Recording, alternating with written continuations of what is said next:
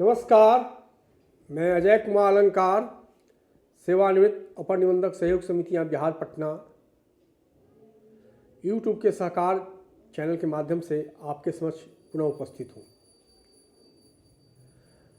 मैंने अंक 1 से अंक 25 तक केवल बिहार सहकारी सोसाइटी अधिनियम 1935 तथा संशोधित के विभिन्न प्रावधानों की चर्चा की। यह प्रावधान अध्याय से 1 से शुरू होकर अध्याय 8 तक विस्तृत थी, परंतु मैं यह बता देना चाहता हूं कि यह सारी चर्चा का केंद्र बिंदु बिहार सहकारी सोसाइटी अधिनियम 1935 का हिंदी एडिशन था। कहीं कहीं जहाँ क्लिष्टता नज़र आई वहाँ मैंने अंग्रेजी एडिशन का भी सहारा लेकर आपको समझाने की कोशिश की। एक बार मैं फिर आपसे अनुरोध करूंगा कि जहां स्पष्टता की स्थिति बने, मेरे YouTube चैनल को देखने के क्रम में वहां हिंदी या अंग्रेजी एडिशन दोनों का सहारा लें, ताकि आपको स्थिति स्पष्ट हो सके। कहीं कहीं हिंदी में क्लिष्ट भाषा का प्रयोग किया गया है, कहीं कहीं कुछ अनुवादगत त्रुटियां भी हैं। तो इस तरह की गलतफहमियों की स्थिति में यदि दोनों एडिशन को हम साथ रख के चलते हैं तो स्थिति स्पष्ट हो जाती है। मैं यह बता देना चाहूँगा कि बिहार सहकारी सोसाइटी अधिनियम 1935 एक बहुत ही विस्तृत अधिनियम है। प्रकट में तो इसमें कुल अध्याय 8 हैं, लेकिन कई ऐसे अध्याय हैं जिनके साथ अन्य भाग जुड़े हुए हैं। जैसे अध्याय 4 क के साथ 4 क, अध्याय 6 के साथ फिर 6 क, 6 ख, 6 ग, फिर 6 घ। इस तरह से कुल 13 अध्याय शामिल हैं इस अधिनियम की पुस्तक में। प्रकट में अध्यायों की संख्या 8 दी गई है, लेकिन क ख ग जहाँ जहाँ है, जहाँ उप अध्याय दिए गए हैं तो उनको शामिल करके कुल 13 अध्याय है। इसी तरह इस अधिनियम में प्रकट में 1 से लेकर कुल 67 धाराएँ हैं, लेकिन बहुत सा जगह क ख ग घ अंगर करके बहुत से धाराओं में कई अन्य धाराएं शामिल की गई है। तो उनको ले लें तो हम कुल धाराओं की संख्या 173 है। प्रकट में 1 से लेकर 73 है, लेकिन क ख ग घ करके कई धाराएं शामिल की गई है एक ही धारा के साथ। जैसे 44 क, 44 ख, 44 ग बढ़ते जा रहा है क्रम। तो उनको यदि हम गिनती कर लें तो कुल 173 धाराएं हमको समझने की ज़रूरत है। उसमें अध्याय 6 का भूमि विकास बैंक को समर्पित है, जिसमें कुल 35 धाराएं हैं, जिस पर आज के संदर्भ में जिस पर बहुत ज़्यादा चर्चा की जरूरत नहीं है, क्योंकि भूमि विकास बैंक वर्तमान में बहुराज्यीय सहकारी सोसाइटी की श्रेणी में परिणत हो गया है। अब इसकी देखरेख का कार्य केंद्रीय रजिस्ट्रार द्वारा किया जाता है, सेंट्रल रजिस्ट्रार द्वारा किया जाता है। अब मैं पुनः वापस लौटता हूँ। मैं प्रति अध्याय में कितने प्रावधान हैं और उसका क्या शीर्षक है, इसके बारे में थोड़ी सी आपसे चर्चा कर लूँ ताकि स्थिति स्पष्ट हो जाए। क्योंकि मेरा कंक्लूडिंग चैप्टर है अधिनियम के संदर्भ में। तो मैं शुरुआत करता हूँ अध्याय 1 से। अध्याय 1 में 1 से लेके 5 धाराएं शामिल हैं, 5 सेक्शन है। पहले सेक्शन पहली धारा का संबंध संक्षिप्त शीर्षक तथा विस्तार से है। दूसरी धारा का संबंध परिभाषा से है। तीसरी धारा का संबंध भारतीय कंपनी अधिनियम 1913 के नहीं लागू होने से संबंध है। चौथी धारा का संबंध विद्यमान सोसाइटी की व्यावृत्ति अर्थात कंटिन्यूटी से है। और 5वीं धारा का संबंध अधिनियम में सहकारी सोसाइटी अधिनियम 1912 के निर्देशों का अर्थोन्वयन से है। तो प्रथम चैप्टर में तो ये 5 धाराएं हैं। फिर हम आगे बढ़ते हैं। प्रथम चैप्टर का संबंध प्रारंभिक से है। द्वितीय चैप्टर में है, अध्याय 2 में है सोसाइटी के पंजीयन की, सरकारी सोसाइटी के पंजीयन की चर्चा करता है। इसमें 6 से लेके 12 धाराएं हैं। 6 धारा रजिस्ट्रार से संबंधित है, रजिस्ट्रार की व्याख्या करता है। 7 धारा सोसाइटी जो निबंधित की जा सके उसके बारे में बताता है। धारा 8 निबंधन की शर्तों की चर्चा करता है। धारा 9 निबंधन हेतु आवेदन की प्रक्रिया का उल्लेख करता है। धारा 10 कतिपय प्रश्नों पर रजिस्ट्रार के निर्णय लेने की शक्ति की चर्चा करता है। धारा 11 पंजीकरण के बारे में स्पष्ट प्रावधान करता है। और फिर यहीं से शुरू होता है क ख जुटना। धारा 11 का धारा क है जो धारा 11 अलग है पंजीकरण। अब 11 क पर हम आते हैं। सहकारी समितियों का निबंधन जो इस अधिनियम द्वारा निबंधित नहीं है उसकी बात करता है, उसके प्रावधान करता है। इसी तरह धारा 11 के साथ ख जुड़ा हुआ है, 11 ख, फिर 11 में फिर 12 है जो रजिस्ट्रार का साक्ष्य बताता है कि सर्टिफिकेट मिल गया तो वह साक्ष्य हो गया निबंधन का। और मैं अध्याय 13 में आता हूँ। अध्याय 13 पंजीकृत सोसाइटी के निगमन, जो निगमन सोसाइटी होगी, निगमित निकाय होगी, और उसके कार्य में विशेषाधिकार क्या होंगे उसकी चर्चा करते हैं। इसका हेडिंग है पंजीकृत सोसाइटी के निगमन डैश कार्य एवं विशेषाधिकार। धारा 13 में है कहता है कि सोसाइटी निगम निकाय होगी। धारा 13 क कहता है कि राज्य सरकार के द्वारा सहकारिता आंदोलन का उन्नयन का क्या प्रयास किया जाएगा, इसका प्रावधान किया गया है। धारा 13 ख में नाम का संप्रदर्शन कि सभी कोऑपरेटिव सोसाइटी को अपना नाम डिस्प्ले करना है, इसका प्रावधान करता है। धारा 14 पंजीकृत सोसाइटी के पास प्रबंध समिति आदि होगी, इसका उल्लेख करता है। प्रबंध समिति से संबंधित विभिन्न प्रोविजंस की चर्चा करता है। धारा 14 क कुछ रजिस्ट्रीकृत सोसाइटी की प्रबंध समिति का निर्वाचन का उल्लेख करता है। फिर धारा 15 ऋण लेने पर प्रतिबंध की चर्चा करता है कोऑपरेटिव सोसाइटी द्वारा। धारा 16 ऋण देने पर प्रतिबंध की चर्चा करता है। धारा 17 गैर सदस्य के साथ अन्य संव्यवहार पर प्रतिबंध की चर्चा करता है, उसका प्रावधान करता है। धारा 18 आरक्षित निधि का उल्लेख करता है। धारा 19 निधियों का प्रयोजन निधियों का निवेशन इन्वेस्टमेंट की चर्चा करता है। धारा 20 दातव्य प्रयोजन में दान दिया जाएगा किस तरह से, उसका उल्लेख करता है, उसका प्रावधान करता है। धारा 21 निधियों के विभाजन पर प्रतिबंध लगाता है, इसके विभाजन पर। धारा 22 सदस्य के शेयर अथवा हित विषयक प्रभार एवं संबंधन का प्रावधान करता है। धारा 23 सहयोग समिति के पूर्व दावा की चर्चा करता है।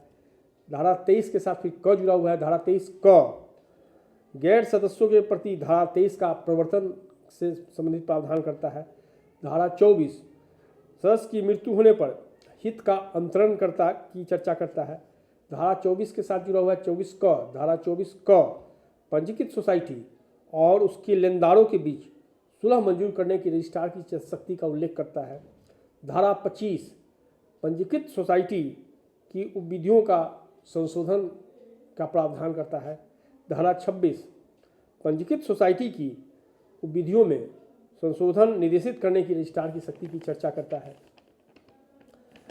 यह मैंने अध्याय 1, अध्याय 2, अध्याय 3 की चर्चा मैंने कर दी। अब मैं अध्याय 4 पर आता हूँ।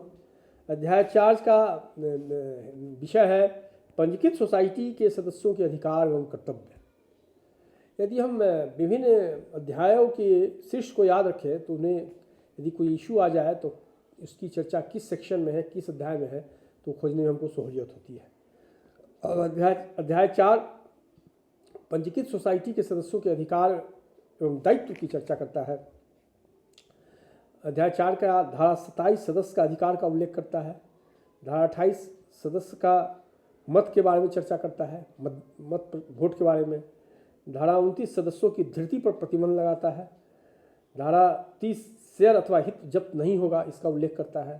धारा 31 शेयर अथवा हित के अंतरण ट्रांसफर पर रोक लगेगा, इसका उल्लेख करता है। 32 धारा 32 कहता है कि भूतपूर्व सदस्य तथा मृत सदस्य की संपदा का क्या दायित्व होगा, भूतपूर्व सदस्य और मृत सदस्य की संपदा में क्या दायित्व होगा, इसका उल्लेख करता है।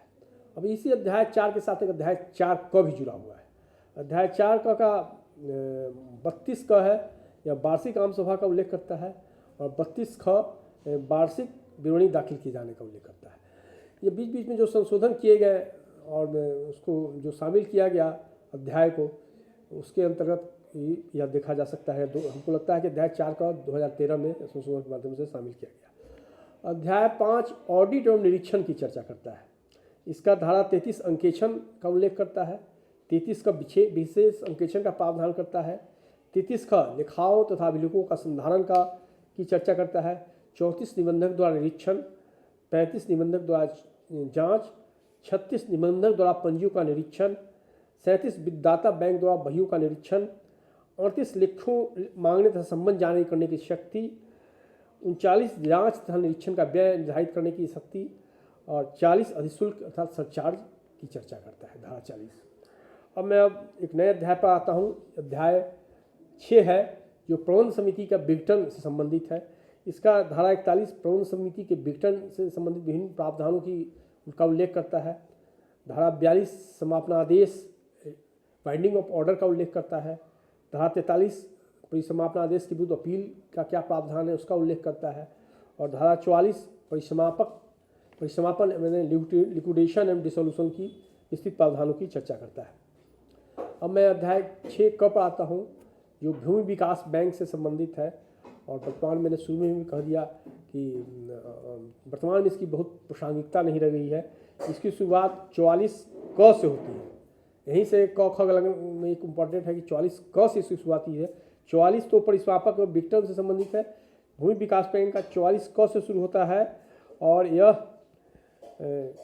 आपको 44 क झ तक मैंने कहा था कि कुल 35 धाराएं हैं जो इसमें समाहित है। और मैं अब अगली धारा पर आता हूँ, अगला अध्याय पर आता हूँ। अगला अध्याय 6 का है जो सहकारी बैंक से संबंधित है। इसमें 44 क य से यह शुरू होता है। यह अध्याय का सहकारी बैंकों पर लागू होने का प्रावधान करता है। फिर 44 क है यह सहकारी बैंकों के विभाजन, समामेलन, समझौता मतलब डिवीज़न, एमालगमेशन एंड कॉम्प्रोमाइज आदि की चर्चा करता है। 44 क है यह सहकारी बैंकों की प्रबंधक समिति का प्रतिष्ठित किया जाना अथवा सुपरसीड किए जाने का उल्लेख करता है, उसके प्रावधान का उल्लेख करता है। 44 क अंग है यह परिसमापन आदेश के लिए रिजर्व बैंक की मंजूरी या अध्यक्षता का उल्लेख करता है कि कोई भी जो कोऑपरेटिव बैंक है यदि लिक्विडेशन में जाएगा तो उसका रिजर्व बैंक का परमिशन चाहिए, इसकी चर्चा करता है। 44 क निक्षेप बीमा निगम की प्रतिपूर्ति डिपॉजिट इंश्योरेंस कॉर्पोरेशन के संबंध में यह प्रावधान करता है जो इंश्योर्ड होता है डिपॉजिट। 44 क यह रिजर्व बैंक की मंजूरी या अध्यक्षता की अंतिमता की चर्चा करता है। अब मैं अध्याय 6 ग पाता हूँ। चल रहा है 6 ही, लेकिन उसमें क हो गया अध्याय 6 भूमि विकास बैंक, अध्याय 6 का ख हो गया सहकारी बैंक, अध्याय 6 ग यह प्राथमिक कृषि सोसाइटी, कृषक सेवा सोसाइटी और बहुउद्देशीय सहकारी सोसाइटी के लिए विशेष उपबंध करता है। इसकी शुरुआत है 44 क से। इस अध्याय के उपबंध केवल किसी साख सोसाइटी पर लागू होंगे जिसकी चर्चा 44 क में है। अब हम आते हैं 44 क छ में। 44 क छ सोसाइटियों के समापन और अनेक सोसाइटियों के समामेलन, इमालगमेशन, एक में मिलाने का आदेश देने के रजिस्ट्रार की शक्ति का उल्लेख करता है। इसको हम अभी पैक्स का पुनर्गठन कर रहे हैं, नगर पैक्स का या विधि में संशोधन कर रहे हैं, उसके संदर्भ में भी इसको हम देख सकते हैं, समझ सकते हैं। अगला है 44 क द रजिस्ट्रार के आदेश के विरुद्ध अपील कहाँ होगा उसका उल्लेख करता है यह। फिर है 44 क घ एमालगेशन के बाद गठित नई समितियों का निर्वाचन कैसे होगा इसके बारे में यह उल्लेख कर रहा है, चर्चा कर रहा है। अब मैं अध्याय 6 घ पर आता हूँ, चैप्टर 6D जो 2008 के संशोधन अधिनियम द्वारा शामिल किया गया था और यह अल्पकालीन सहकारी साख संरचना की समितियों के हेतु विशेष उपबंध है, इसमें शामिल है, उनके लिए विशेष उपबंध है चैप्टर 6D। इसका 44 क से शुरुआत होता है। 44 न का कहता है कि अध्याय 6 का अधिभावी प्रभाव होगा, ओवरराइडिंग इफेक्ट होगा। 44 क पर प्राथमिक कृषि साख समिति प्राथमिक कृषि साख सोसाइटी के जमाकर्ताओं एवं उधारकर्ताओं के लिए सदस्यता सुनिश्चित करने का प्रावधान करता है। 44 क सभी वित्तीय एवं आंतरिक प्रशासनिक मामलों की स्वायत्तता की चर्चा करता है अल्पकालीन सहकारी साख संरचना की समितियों के लिए। फिर हम 44 क पाते हैं, राज्य सरकार के अनुदान की सीमा निर्धारित करता है। फिर 44 क है, सरकार द्वारा मनोनीत प्रतिनिधियों की संख्या पर प्रतिबंध लगाता है। फिर 44 क संबंधक सोसाइटी की सदस्यता का उल्लेख करता है। फिर 44 ख कार्यक्षेत्र में से संबंधित प्रतिबंध के संबंधित क्या प्रावधान है, किस तरह से उसको हटाया गया है उसका उल्लेख करता है। फिर है 44 ख जमा निवेश की स्वतंत्रता, जमा का इन्वेस्टमेंट का डिपॉजिट की स्वतंत्रता कहाँ है उसका उल्लेख करता है। 44 ख उधार लेने की स्वतंत्रता, कहीं से भी उधार ले सकता है रिजर्व बैंक के नियम के अनुसार, उसका उल्लेख करता है। फिर है 44 ख प्राथमिक किसी साख सोसाइटी द्वारा लाभांश के भुगतान हेतु दिशा निर्देश है। फिर 44 ख अंग किसी मद में अंशदान देने का प्रावधान करता है। फिर 44 ख च किसी राज्य सहकारी बैंक अथवा केंद्रीय सहकारी बैंक के प्रबंधन समिति की सदस्यता हेतु योग्यताओं की चर्चा करता है। ये प्रोविजन एक्ट्स में भी किया गया है, इसके लिए ध्यान देने की चीज़ है। रूल में तो ओवरऑल रूल 23 में है ही सभी सहकारी समितियों के लिए, लेकिन अल्पकालीन सहकारी साख संरचना की समिति के लिए प्रावधान किया गया है। 44 ख च अल्पकालीन सहकारी साख संरचना का अवक्रमण कैसे होगा उसका उल्लेख करता है। 41 में तो है ही प्रोविजन, लेकिन साथ इसको भी देखने की जरूरत है। 44 ख जब निर्वाचन, 44 ख जब विवेकपूर्ण मानक, 44 ख यह निदेशकों एवं मुख्य कार्यपालक पदाधिकारियों की बर्खास्तगी का प्रावधान करता है। 44 ख ट राज्य सहकारी बैंक तथा केंद्रीय सहकारी बैंक के प्रबंध समिति में विशेषज्ञों के संयोजन का यह उल्लेख करता है। 44 ख त लेखा का अंकेक्षण कैसा होगा, अल्पकालीन कैसे अंकेक्षण होगा अल्पकालीन सहकारी साख संरचना समितियों का, इसके बारे में कुछ चर्चा है। 44 ख अंग राज्य सहकारी बैंक या केंद्रीय सहकारी बैंक के विशेष अंकेक्षण का प्रावधान करता है। 33 ख में विशेष अंकेक्षण का चैप्टर है, लेकिन इसमें भी विशेष समितियों को विशेष अंकेक्षण का प्रावधान किया गया है इसमें। फिर 44 ख ड प्राथमिक किसी साख सोसाइटी द्वारा बैंक के प्रयोग पर प्रतिबंध लगाया है इसने, इस प्रावधान के द्वारा। 44 ख न कैडर प्रणाली को समाप्त करने का प्रावधान करता है। फिर 44 ख त राज्य सहकारी बैंक अथवा केंद्रीय सहकारी बैंक का परिसमापन की प्रक्रिया को निर्धारित करता है। परिसमापन जनरली हम 44 में हमने डिस्कस किया ही है, ये स्पेशली प्रोविजन करता है, इसकी भी हमने चर्चा की है उस संदर्भ में। 44 ख त रिजर्व बैंक के नियामक अधिकार का कार्यान्वयन कैसे होगा, रेगुलेटरी नॉर्म्स का कैसे कार्यान्वयन होगा उसकी चर्चा करता है। 44 ख द राज्य सरकार द्वारा छूट, राज्य सरकार द्वारा क्या छूट दी जाएगी उसकी भी उल्लेख करता है। अब मैं एक नया अध्याय पढ़ाता हूँ। यह अध्याय दंड एवं प्रक्रिया संबंधित है, पेनल्टीज एवं प्रोसीड्योर संबंधित है, और यह अध्याय 7 है। एक महत्वपूर्ण अध्याय है जिसको हमको समझना चाहिए। इस अध्याय की शुरुआत 45 से होती है। इसमें अपराध और शास्तियाँ की चर्चा है। दूसरा है 45 क में नए सचिव को कार्यभार सौंपा जाना। वर्तमान में पैक्स का चुनाव हो रहा है और कार्यभार करने का बहुत बड़ा कार्यभार का हो सकता है इशू आवे, तो उसके लिए हमको 45 क को समझना चाहिए। 45 ख है सचिव या सहकारी सोसाइटी के कार्यालय के प्रभारी व्यक्ति द्वारा अभिलेखों का पेश किया जाना। इसमें हम लोग इंस्पेक्शन वगैरह में जाते हैं, इंक्वायरी में जाते हैं, तो अभिलेखों के पेश करने के लिए क्या उसको वैधानिक बाध्यता है उसकी चर्चा करता है। 46 है कि सहकारी शब्द पर रोक, कोई अन्य सहकारी शब्द का प्रयोग नहीं कर सकता है। धारा 47 में अपराध का संज्ञान की चर्चा करता है। धारा 48 डिस्प्यूट विवाद की चर्चा करता है। अब धारा 49 पर मैं आता हूँ। धारा 49 है निबंधक, परिसमापक एवं मध्यस्थ को व्यवहार निवालय की कर्तव्य शक्तियाँ प्रदान करने का प्रावधान करता है। धारा 50 है यह संपत्ति की जब्ती से संबंधित है। धारा 51 आदेशों को लागू होने का उल्लेख करता है। और धारा 52 बकाया राशि की चर्चा करता है। धारा 53 सरकार को संदेय राशि सरकार की वसूली कैसे होगी इसका उल्लेख करता है। धारा 54 संपदा जिससे सोसाइटी की जिम्मे बाकी राशि की वसूल की जा सकेगी, सोसाइटी की जो राशि है कैसे वसूल की जाएगी इसका उल्लेख करता है। धारा 55 भूतपूर्व सदस्यों का दायित्व का प्रावधान करता है। धारा 56 निबंधक की परीक्षण की शक्ति का उल्लेख करता है। धारा 56 में निबंधक को जो रिवीजन का पावर है उसका उल्लेख करता है। और रिवीजन और रिव्यू दो चीज़ है। रिव्यू का प्रावधान सेक्शन 48 में है और रिवीजन का प्रावधान सेक्शन 56 में है, इसको समझना चाहिए। उसके बाद आइए अब एक नया चैप्टर है जो करस्तंभ, जो डिस्ट्रेंट से शुरू होता है, या 57 धारा 57 से या यह चैप्टर आपको शुरू होता है। और इस चैप्टर्स का भी अभी बहुत महत्व नहीं रह गया है। यह सहकारी समितियों द्वारा जब किसी ऋण बड़े पैमाने पर वितरण किया जाता था तो उस समय के लिए यह बहुत रिलेवेंट था, लेकिन तब भी हो सकता है कि भविष्य में इसकी जरूरत पड़ी, इसकी मैंने चर्चा कर दी है। और करस्तंभ या डिस्टेंस से सारे प्रोविजंस हैं वो अध्याय 7 क में लिखे गए हैं। 7 क में ये हमको समझना चाहिए। और इसकी शुरुआत होती है 57 क से, 57 क से, 50 करस्तंभ चैप्टर की 57 क में मामले जिनमें करस्तंभ के लिए आवेदन किया जा सकेगा। 97 ख प्रावधान करता है आवेदन का प्रपत्र। धारा 57 ग 57 ग 57 नहीं 57 57 न्यायालय की आधिकारिकता पर रोक हमने चर्चा कर दी। 57 क से शुरू होता है अध्याय 7 क जो कस्थम का प्रावधान करता है, और यह कहता है 57 क मामले जिनमें कस्थम के लिए आवेदन दिया जा सकेगा। 57 ख आवेदन का प्रपत्र क्या होगा उसका प्रावधान करता है। 57 ग आवेदन पत्र की प्राप्ति प्रक्रिया क्या अपनाई जाएगी उसका उल्लेख करता है। 57 घ क्रमस्थम आदेश का कार्यान्वयन कैसा होगा, क्रमस्थम के संबंध में कोई आदेश हुआ तो इम्प्लीमेंट कैसा होगा उसकी चर्चा करता है। 57 अंग मांग तथा हिसाब की तामीली का उल्लेख करता है। 57 च उपज काटने आदि का अधिकार देता है।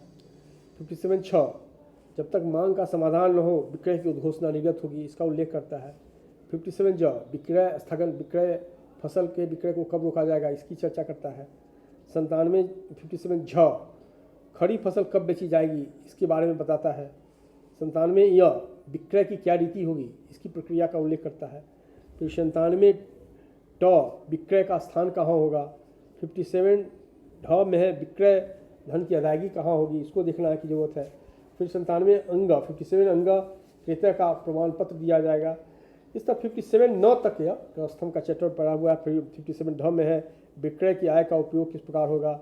57 9 में है कुछ व्यक्तियों का क्रय नहीं कुछ व्यक्ति क्रय नहीं कर सकते हैं यदि धान की नीलामी हो यदि खाद्यान्न की नीलामी हो रही है तो।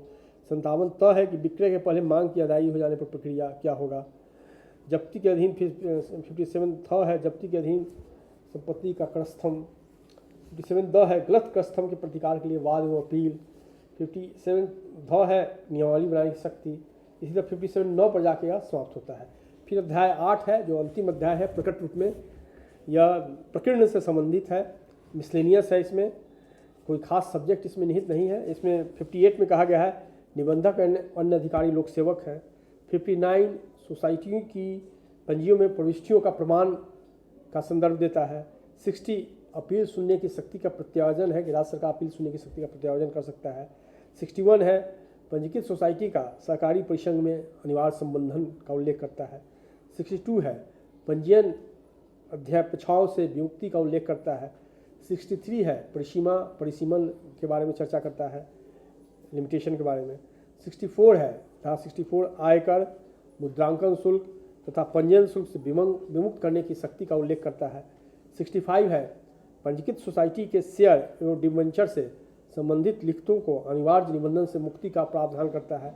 फिर 65 क है रजिस्ट्रार के आदेश का पुनर्विलोकन करने के लिए राज्य सरकार की शक्ति के संबंध में कुछ प्रावधान दिए गए हैं। 60 ख है कठिनाई दूर करना। 66 है नियम बनाने की शक्ति। 66 क का संबंध है अनुसूचित जाति अनुसूचित जनजाति लघु कृषक सीमांत कृषक और समाज के अन्य कमजोर वर्गों के लिए सहकारी ऋण के अनुपात का निर्धारण करने का अधिकार है जो राज्य सरकार का। 60 ख है सहकारी समितियों की कार्मिक नीति काफ़ी चर्चित है। 66 बी जिसमें सहकारी समितियों को कार्मिक नीति बनाने की स्वायत्ता प्रदान की गई है। अच्छा 67 है निरसन है कुछ प्रावधान उसको रिपील किया गया है उससे संबंधित है। मोटे तौर पर मैंने आपको पूरे अधिनियम की जो प्रावधान थे उनकी चर्चा मैंने आपसे की है। अब जैसे आप किसी सब्जेक्ट कोई इशू आ जाए उसके लिए कोई आप सर्च करने जा रहे हैं यदि नहीं मिल रहा है तो आपको सबसे पहले हेड देखना चाहिए, शीर्ष में जाकर उसका हेड देखना चाहिए तो उससे आपको सुविधा होगी। और कहीं कहीं मैं कुछ प्रोविजंस को है जिसको डिलीट कर दिया गया है, उदाहरण के लिए 65 क को डिलीट किया जा चुका है। तो कुछ प्रोविजंस हैं जो डिलीट किए गए हैं, जब मुख्य पुस्तक आप पढ़ेंगे तो वो आपको स्पष्ट हो जाएगा। तो मोटे तौर पर मैं अब बिहार सहकारी समिति अधिनियम 1935 के विभिन्न प्रावधानों की चर्चा मैं आज क्लोज करता हूँ। आपको मैंने बहुत डिटेल में आपसे इसका उल्लेख किया है, लेकिन इस चीज़ में आपको मैं एक चीज़ और बता देना चाहता हूँ कि जो 1935 का अधिनियम था उसमें समय समय पर कई संशोधन किए गए हैं, लेकिन कुछ महत्वपूर्ण संशोधन किए गए हैं। उसका वर्ष मैं आपको बता देता हूँ। एक महत्वपूर्ण संशोधन वर्ष 1989 में किया गया था, जिसमें कार्यक्षेत्र को सीमित किया गया और नाम में बिहार जोड़ा गया। दूसरा महत्वपूर्ण संशोधन 2008 का था जो अल्पकालीन सहकारी साख संरचना से के अंतर्गत चैप्टर 6D शामिल किया गया। एक अन्य महत्वपूर्ण संशोधन 2010 का था जिसमें प्रखंड स्तर पर एक ही मत्स्यजीवी सहकारी समिति के पुनर्गठन का आदेश निर्गत था। दूसरा एक अन्य संशोधन 2011 का था जो 2012 में गजट में आया। इसके द्वारा कई प्रावधान किए गए और सभी सहकारी समितियों के पदाधिकारी के निर्वाचन की व्यवस्था बिहार राज्य निर्वाचन प्राधिकार के अंतर्गत कराने का प्रावधान इसमें किया गया। और एक अन्य प्रावधान 2013 का था, एक अन्य संशोधन 2013 का था जिसमें वार्षिक आम सभा और विशेष संकेचन का 32 क जोड़ा गया। तो मेरी यह चर्चा समाप्त होती है इस नम्र निवेदन के साथ कि यदि आप यूट्यूब में मेरी चर्चा के क्रम में हो सकता है किसी को तंग हो गया हो या कोई कहीं से विस्मृत में हो गया हो, तो यदि कहीं से कोई आपको दिक्कत हो तो फिर आप जो हिंदी एडिशन है और ये एडिशन है उसका अध्ययन करें, उसका संदर्भ लें। अब मैं शुरू करने वाला था अगले अंक से बिहार सहकारी सोसाइटी वाली 1959 तथा संशोधित के विभिन्न प्रावधानों की चर्चा। लेकिन इसी बीच कई जगह से मुझे फ़ोन आया है कि अभी पैक्स का चुनाव आ रहा है और कई समस्याएं सामने आएंगी। एक समस्या आ रही है कि जो अध्यक्ष जीते हैं उनके कार्यकारिणी समिति उनके अनुकूल नहीं है और वे त्यागपत्र देने की बात कर रहे हैं। दूसरा एक प्रभार देने की है कि नए अध्यक्षों को प्रभार मिलने में भी समस्या हो सकती है और प्रभार देने में तो कोई कुर्सी टेबल गोदाम नहीं है, आजकल तो बहुत कंप्यूटर सेट भी दे दिया गया है और ट्रैक्टर्स वगैरह भी दे दिया गया है, रोटावेटर वगैरह भी दिया गया है, तो उनके प्रभार की इशू आ रहा है। और एक अन्य इशू हो रहा है कि जो नए कार्यकारिणी समिति जो वृद्ध है अध्यक्ष की, वो बैठक में भाग लेने नहीं जा सकती है, तो कैसे क्या उसका निदान है। और सबसे अंत में एक है कि पैक्स प्रबंधक की का लेकर की भी एक इशू आ सकता है, नई कमेटी आएगी तो अपने आदमियों को चाहेगी। इन सभी समस्याओं को लेकर मैं एक वीडियो बनाऊंगा, उसके बाद मैं बिहार सहकारी सोसाइटी वाली पर अपनी परिचर्चा शुरू करूंगा। तब तक मैं आपसे विदा लेता हूं इस उम्मीद के साथ कि आप मेरे चैनल को लाइक करें, शेयर करें और सब्सक्राइब करें। धन्यवाद।